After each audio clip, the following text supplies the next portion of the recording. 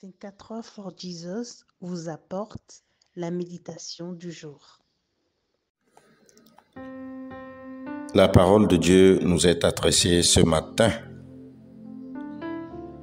Qui de vous, par ses inquiétudes, peut ajouter une coudée à la douleur de sa vie? Et pourquoi vous inquiétez au sujet du vêtement?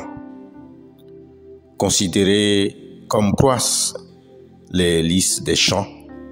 Ils ne travaillent ni ne filent. Évangile de Jésus-Christ rapporté par Matthieu au chapitre 6, les versets 27 et 28. Comment se débarrasser de l'inquiétude? Envoûtant et odorant, le lys est une plante d'une beauté phénoménale. Il est souvent retrouvé dans les palais, les salons d'honneur et considéré même comme un emblème royal. Dans le texte de méditation de ce matin, l'évangéliste Matthieu rapporte les propos du Christ vis-à-vis de ses disciples.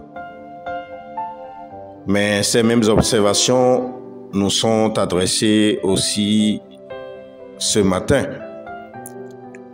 Jésus nous interpelle sur ce qui ne devrait pas être une source de tourment pour nous, pour les nécessités de notre vie.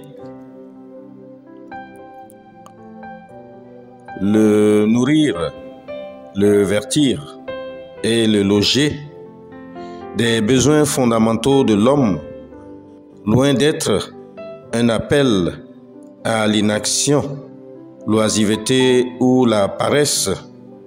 Cette adresse de Jésus à notre égard est une interpellation à nous soumettre à la volonté de Dieu. Quelles que soient nos nécessités de la vie. Car, bien-aimés dans la foi, si nous convoitons ce que Dieu ne veut pas pour nous, nous risquons de nous transverser de beaucoup de douleurs.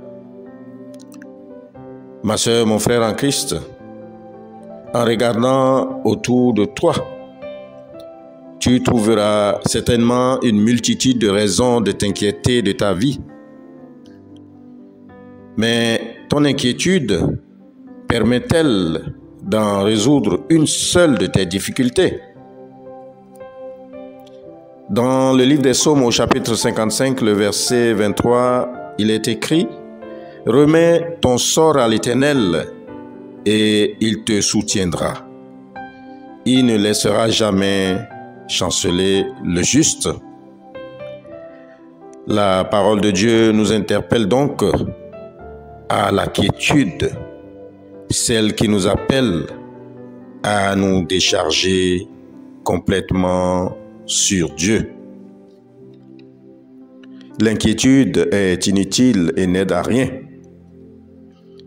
Prions donc Dieu de toute grâce qu'il nous aide à nous libérer de l'esprit d'inquiétude et qu'il suscite en nous la confiance en lui au nom de Jésus-Christ.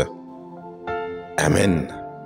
Je vous souhaite de passer une excellente journée dans la sanctification. Shalom.